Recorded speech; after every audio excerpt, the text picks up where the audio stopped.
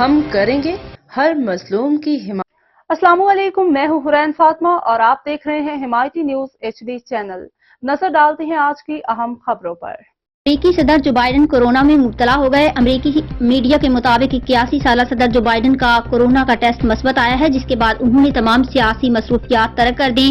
White house کا کہنا ہے کہ امریکی صدر جو بائیڈن کو کورونا کی معمولی علامات ہیں اور انہیں کورونا ویکسین لگا دی گئی ہے۔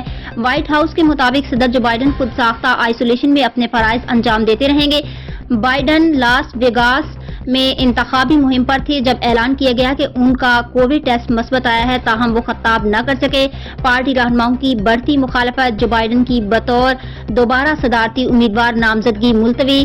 واضح رہے کہ بائیڈن کا کووڈ ٹیسٹ ایسے وقت مثبت آیا ہے جب ان کی دوبارہ صدارتی امیدوار کی حیثیت سے نامزدگی خطرے میں پڑ گئی ہے۔